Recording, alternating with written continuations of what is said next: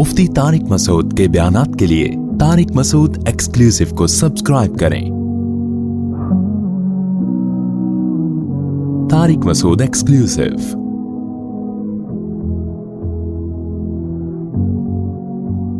وَإِذَا أَذَقْنَا النَّاسَ رَحْمَةً مِّن بَعْدِ ضَرَّاءَ مَسَّتْهُمْ إِذَا لَهُمْ مَكْرٌ فِي آيَاتِنَا۔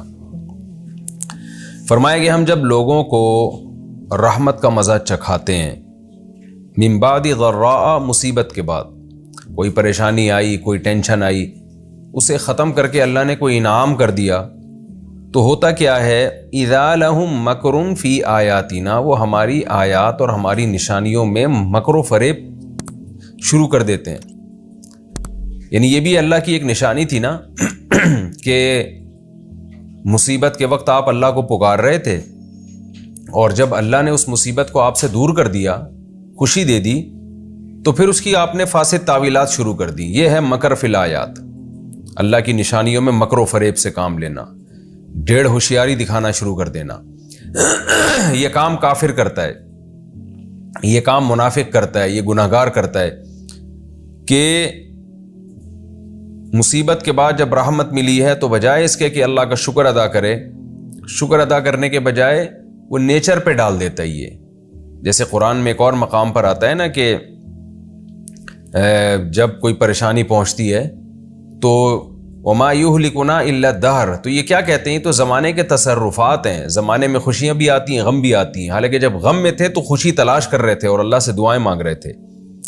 قل اللہ اسرع مکرا، اے نبی آپ ان سے کہہ دیجئے کہ اللہ تعالیٰ مکر کے اعتبار سے زیادہ تیز ہے۔ کیا مطلب؟ میں نے بتایا تھا اس کو صنعت مشاکلت کہتے ہیں نا، یعنی انہی الفاظ میں جواب دینا۔ کیا مطلب؟ اللہ جو تمہیں مکر کا جواب دے گا نا اس بری تدبیر کا، وہ زیادہ تیز ہے۔ تو تم جو ہوشیاری دکھا رہے ہو، مصیبت کے بعد جب خوشی پہنچی تو اس خوشی کو اللہ کی طرف منسوب کرنے کے بجائے زمانے کے تصرفات سمجھ بیٹھے ہو اس کو یا اپنے جو باطل معبود ہیں ان کے کھاتے میں ڈال رہے ہو اس کو، تو خوب سمجھ لو کہ یہ مکر جو تم کر رہے ہو نا، ہوشیاری دکھا رہے ہو، تو اللہ سے زیادہ ہوشیار کوئی نہیں ہو سکتا، وہ زیادہ تیز ہے ہوشیاری میں، تو اس لیے اس کے شر سے بچو۔ ان رسولنا یکتبون ما تمکرون، بے شک ہمارے رسول، یعنی یہاں مراد ہے فرشتے، وہ بھی اللہ کے پیغمبر ہوتے ہیں، یعنی اللہ کا پیغام لے کر آتے ہیں، تو ہمارے نامزد فرشتے ہیں، یکتبون ما تمکرون، جو کچھ تم مکر و فریب کر رہے ہو وہ سب لکھ رہے ہیں وہ۔ هو الذی یسیرکم فی البر والبحر، اسی مضمون کو اللہ نے ایک اور انداز سے بیان کیا۔ اللہ وہ ذات ہے یسیرکم فی البر والبحر، جو تمہیں چلاتا ہے خشکی میں بھی اور سمندروں میں بھی۔ آپ کہہ سکتے ہیں بھائی اللہ کہاں چلاتے ہیں، ہم تو گاڑی میں چل کے جاتے ہیں۔ تو دیکھیں قرآن کے مزاج کو سمجھیں، وہ کام جو ہم خود کرتے ہیں اللہ ان کی نسبت بھی اپنی طرف کرتا ہے، کیونکہ وہ وسائل پیدا اللہ نے کیے ہیں۔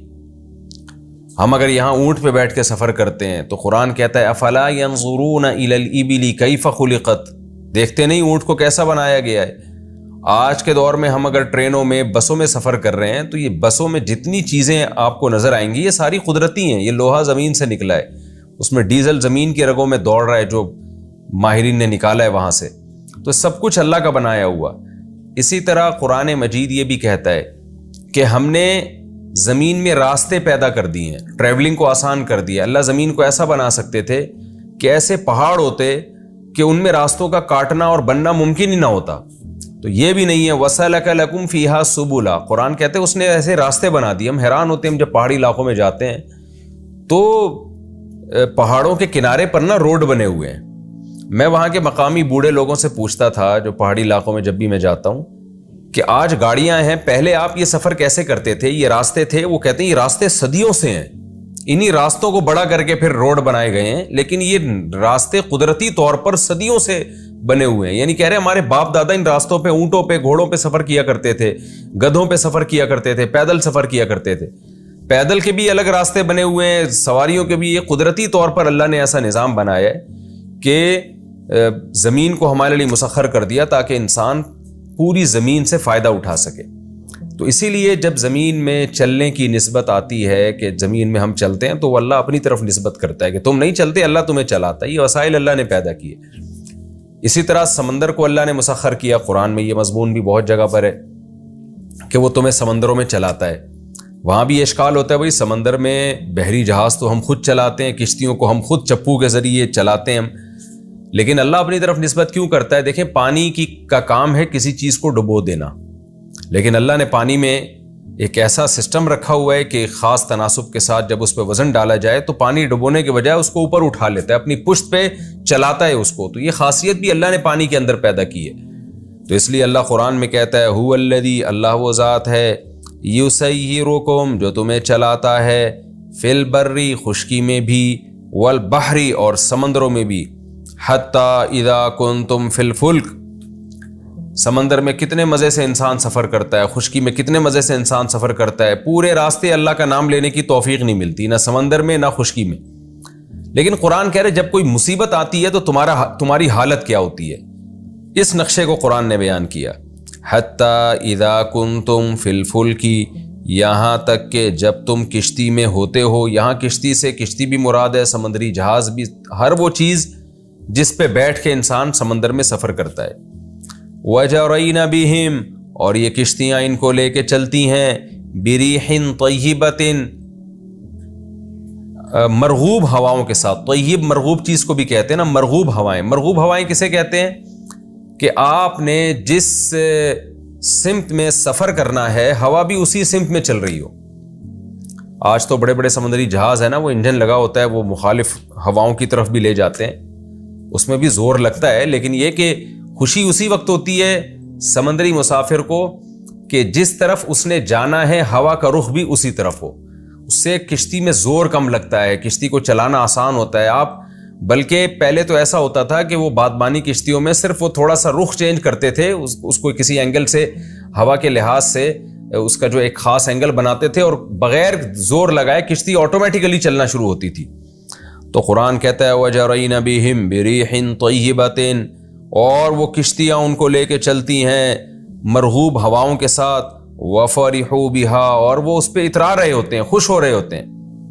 سمندر کی ٹریولنگ ہزاروں سال سے انسان کر رہا ہے، اس سے تجارت صدیوں سے، ہزاروں سال سے انسان کر رہا ہے، تو قرآن کہتا ہے یہ بڑے خوش ہو جاتے ہیں۔ اچانک کیا ہوتا ہے؟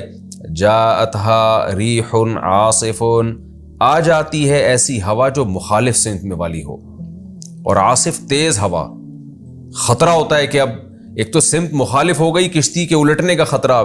وجاءہم الموج من کل مکان، موج جو سمندر کی لہریں ہیں وہ ہر طرف سے اٹھنا شروع ہو جاتی ہیں، بڑی بڑی لہروں نے چاروں طرف سے ان کو گھیر دیا ہوتا ہے۔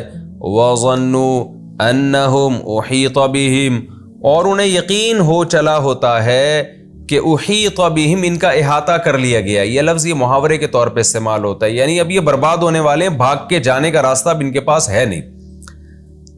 ظاہر ہے سمندر میں جب چاروں طرف سے لہریں گھیر لیں گی، آپ کہاں اسٹے کرو گے؟ آپ خشکی میں تو انسان کہیں نہ کہیں گاڑی سے اتر جاتا ہے، کہیں بھی بیٹھ جائے گا، سمندر میں کہاں جائے گا؟ تو قرآن کہتا ہے جب اس مصیبت میں یہ ہوتے ہیں اور ان کو پتہ ہے کہ اب کوئی مدد کے لیے نہیں آ سکتا، دعوا اللہ، تو یہ اللہ کو پکارتے ہیں، حالانکہ اب تک یہ اللہ کے وجود کا انکار کرتے رہے، اور جو اللہ کو کے وجود کے قائل تھے وہ اللہ کے ساتھ اپنے بتوں کو اور دوسرے معبودوں کو پکارتے رہے۔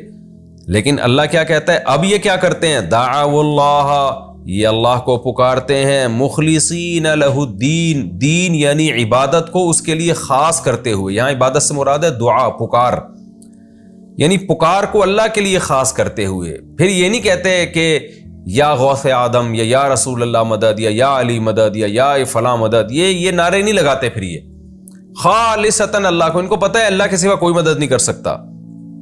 اور کیا کہہ رہے ہوتے ہیں؟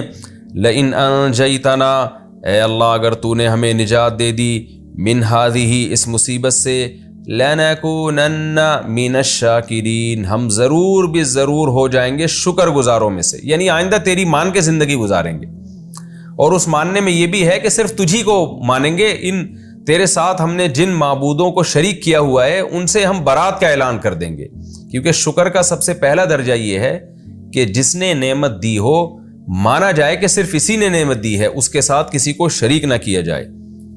قرآن کہتا ہے فَلَمَّا أَنْجَاهُمْ، پس جب اللہ ان کو نجات دے دیتا ہے، इदाहुम, मैंने बार बार अर्ज किया इदाहुम अचानक के माने में, इदाहुम अचानक ये लोग, यबगून फिल अर्द, जमीन में बगावत करना शुरू कर देते हैं, बिगैरिल हक, ना हक।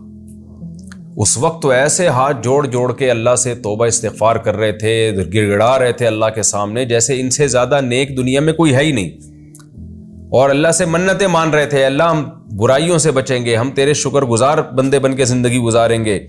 लेकिन क्या होता है, हमने जब निजात दे दी तो भूल जाते हैं, वो समझते हैं तो नेचुरल है, कभी तूफान समंदर में आते हैं, कभी थम भी जाते हैं। यबगून फिल अर्दि बिगैरिल हक, नाहक ज़मीन में फसाद मचाना शुरू कर देते हैं।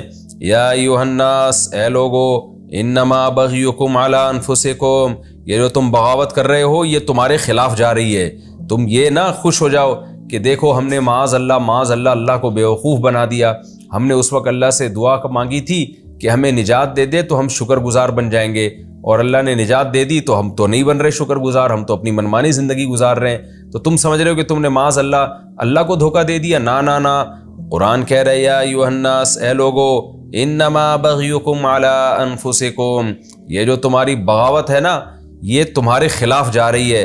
मताल हयाती दुनिया, दुनियावी ज़िंदगी का थोड़ा सा सामान है जो तुम इंजॉय कर रहे हो, 10, 15, 20 साल की और ज़िंदगी मिल जाएगी, और गुलगपाड़ों में गुजार दो उसको, और तुम क्या कर सकते हो इससे ज़्यादा।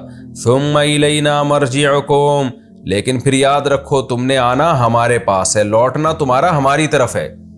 जब हमारी तरफ लौट कर आओगे ये सारी बदमाशियां जो तुमने हमसे मुआहदे करके तोड़े, हम इनका जवाब देंगे। फ़नुनब्बिउकुम, फिर हम तुम्हें खबर देंगे, बिमा कुंतुम तामलून, तुम्हारे उस अमल की जो तुम किया करते थे। अब चूंकि ये दुनिया है ना जो इंसान को बगावत पे उकसाती है, अल्लाह से किए हुए मुआहदों को तोड़वाती है। हम जब अल्लाह से तौबा करते हैं, कोई गुनाह करके हम अल्लाह से एग्रीमेंट करते हैं, वो तौबा हम तोड़ते क्यों हैं? इसलिए कि दुनिया की लज्जतें हमें अपनी तरफ खींचती हैं।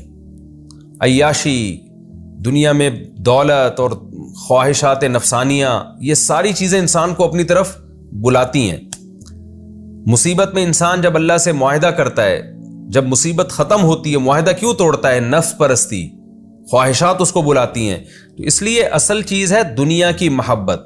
जैसे कि रिवायत में आता है ना कि हुब्बुद दुनिया रासु कुल्ली खतीआ, दुनिया की मोहब्बत हर बुराई और फसाद की जड़ है। आज जो बड़े बड़े हमारे जालिम हुक्मरान हैं, क्या है? पैसे की मोहब्बत, इज्जत की मोहब्बत, दुनिया के चंद टकों की खातिर सब कुछ बेच डालना। तो अल्लाह फरमाते हैं कि ये जो दुनिया है ना जिससे तुमने दिल लगा लिया है, इसकी वजह से तुम अल्लाह से गाफिल हो। तो इस दुनिया को अल्लाह ने एक मिसाल से वाज़े किया है कि जैसी ये दुनिया नज़र आ रही है हकीकत में ऐसी है नहीं। ये ऐसे मिनटों में तुमसे छिनेगी कि जैसे वो फसल जो लहलहाती हो और कितनी खूबसूरत लगती है, लेकिन रातों रात जब उसमें कोई कीड़ा लग जाता है, कोई तूफान आ जाता है या सैलाब आ जाते हैं, तो कैसे उस फसल का सत्यानाश हो जाता है। तो तुम्हारी इस जिंदगी पे भी मौत है। वो मौत तुम्हारी तमाम लज्जतों को, गाड़ी बंगले और ये बैंक बैलेंस और ये तायुश वाली जिंदगी, इन तमाम चीज़ों को एक सेकंड के अंदर ख़त्म करके रख देगी। इस बात को अल्लाह ने मिसाल से समझाया, इन्नमा मसलुल हयाति दुनिया, बेशक दुनियावी ज़िंदगी की मिसाल, कमा इन अंज़लनाहु, उस पानी की तरह है जो हमने आसमान से उतारा, मिनस समा, आसमान से, फ़ख्तलत बिही नबातुल अर्ज़, फिर ज़मीन के नबातात उस पानी के साथ मिल गए, मिम्मा याकुलुन नास, वो नबातात जिनसे लोग भी खाते हैं, वल अनआम, और चौपाई भी खाते हैं, हत्ता इज़ा अख़ज़तिल अर्ज़, यहाँ तक कि ज़मीन ने पकड़ लिया, ज़ुख़रुफ़हा, अपनी ज़ीनत को, खूब लहलहाते बागात तैयार हो गए, अनार के, अंगूर के खूबसूरत बागात तैयार हो गए, या खूबसूरत फसलें तैयार हो गई। वज़न्न अहलुहा, और अब ज़मीन वालों ने यह समझा, अन्नहुम क़ादिरून अलैहा, कि हमें अब इस फसल पर कुदरत हो गई है, कल सुबह हम उठेंगे और इसकी खेती काट के लाइफ को एंजॉय करेंगे। लेकिन हुआ क्या, अताहा अमरुना, हमारा हुक्म आ गया उस खेती के पास, लैलन औ नहारन, रात में या दिन में, फजअलनाहा हसीदन, हमने उसको कटा हुआ बना दिया, तबाह कर दिया हमने उसको। जब खेतियों पे पहले ज़माने में कीड़े लगा करते थे ना, तो रातों रात चट कर जाते थे वो कीड़े, खेतियों को एकदम तबाह बर्बाद हो जाती थी। اور کألم تغنا بالامس، وہ کھیتی ایسے ہو گئی جیسے کل تھی نہیں، یہاں کچھ تھا ہی نہیں۔ تو اللہ فرماتے ہیں کہ اسی طرح دنیا کی زندگی ہے، تم یہ سمجھ رہے ہو میں لائف کو انجوائے کروں گا، میں یہ کروں گا، میں یہ کروں گا، میں یہ کروں گا، ایک اسٹیپ پہ جانے کے بعد ابھی تمہیں سکون نہیں ملتا، ابھی تم سوچ رہے ہوتے ہو کہ میں نے بہت کچھ کرنا ہے، اچانک موت کا جھٹکا آتا ہے اور تم یہ سمجھ رہے ہوتے ہو کہ اب میں بہت کچھ کر سکنے کے قابل ہو گیا ہوں، لیکن موت کا جھٹکا آتا ہے اور تمہاری ساری امیدیں چند سیکنڈوں میں خاک میں مل جاتی ہیں۔ کذالک نفصل الآیات، اس طرح سے ہم اپنی آیات کو کھول کھول کے بیان کرتے ہیں، لقوم یتفکرون، ان لوگوں کے لیے جو غور و فکر سے کام لیتے ہیں، عقل سے کام لیتے ہیں۔ آپ دیکھیں نا، یہ کافر یہی تو عقل استعمال تو کر رہا ہے جدید چیزوں کی ایجادات میں، سائنس اور ٹیکنالوجی میں ترقی میں تو عقل بہت استعمال ہو رہی ہے، لیکن اس جگہ سوچنے کے لیے تیار نہیں ہے کہ یہ دنیا دار فانی ہے، ہم ترقی کرتے کرتے انتہائی بلندیوں کو بھی پہنچ جائیں، پھر بھی موت ہے۔ ایک موت تو انسان کی ہے جو ترقی کرتا ہے، اور ایک موت اس پوری روئے زمین کی ہے جو ترقی کر کے پتہ نہیں کہاں تک پہنچے گی۔ تو کیسی بہترین مثال دی ہے قرآن نے، اور اللہ فرماتے ہیں دیکھو ہم اس طرح سے اپنی مثالوں کو سمجھاتے ہیں کہ اس دنیا کی زیب و زینت سے دھوکے میں نہ ہو۔ لہلہاتی فصل بہت پیاری لگتی ہے، ایسا لگتا ہے کہ اس پہ کبھی زوال ہی نہیں آئے گا، لیکن آ جاتا ہے۔ تو آج دنیا کی ترقی جو انسان کو خدا سے غافل کر کے اپنی طرف مائل کر رہی ہے، اس ترقی کو دیکھ کے تمہیں ایسا لگتا ہے کہ اس پہ کبھی زوال نہیں آئے گا، اتنی نئی نئی چیزیں ایجاد ہو رہی ہیں۔ اللہ کہتے ہیں ایسا نہیں ہے، ایک سیکنڈ میں زوال آئے گا اس کے اوپر۔ اور سب سے بڑی بات یہ، اس ترقی سے لطف اندوز ہونے والا جو انسان ہے اس پر کتنی جلدی زوال آ جاتا ہے، چند سیکنڈوں کے اندر اس کی کیا حیثیت ہو جاتی ہے۔ تو اس چیز کو سوچنا چاہیے اور دنیا سے دل نہیں لگانا چاہیے، اللہ سے کیے ہوئے معاہدوں کو پورا کرنا چاہیے۔